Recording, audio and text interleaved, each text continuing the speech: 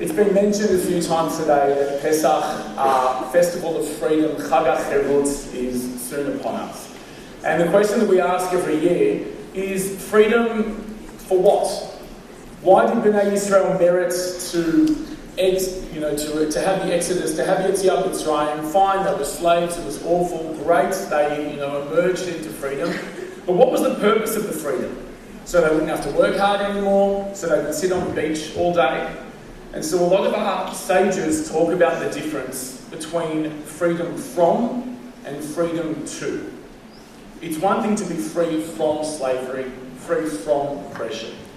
But the biggest question is, what do we do with our freedom? Our freedom to do what?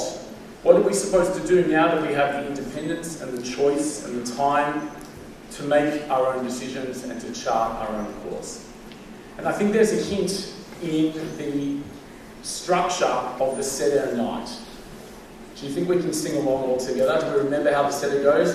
Kadesh Urchatz, Kadesh Urchatz, Moshe Masah, Marok Loeh, Zafon Barech, Hallel. You guys nailed it. Good, you're ready to go. Are you still going? Karkas, yeah? Moshe Masah, Moshe Masah, Marok Loeh, Zafon Barech, Hallel. Beautiful. We're ready to go. That was awesome. Thanks for not leaving me singing by myself on the stage. We'll leave that for the musical people. But we've got Kadesh, Urchatz, Karpas, and then what do? Yachatz. We take the middle matzah, and what do we do with it? We break it in half. And what do we do with the larger piece of the matzah? We hide it, and it becomes the afikoman. Amazing. And we find the afikoman at the end of the meal when we get to Safun. But who finds the afikoman? You. The kids.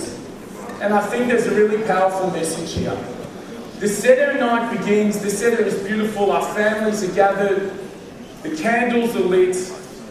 We're here all together as a family. And yet we begin this beautiful night with a message of brokenness. We say that the world is incomplete. There are people whose lives are broken, people who don't have the blessings that we have. And so we cast our mind at the beginning of this night when we celebrate our freedom to those who might not be free at this moment. And we task the youngest, we task the youth, we task the people with the brightest futures to spend the night searching for how to learn the messages and take on the action that will eventually restore the brokenness, complete that which isn't complete yet. And I think that's a really powerful message to take into our Seder, that we don't just think about the freedom from, but now that we hopefully are free, what will we do with our freedom to ensure that the broken world is a little more complete, that those who are missing things in their lives might have those things made better for them. Chag Sameach.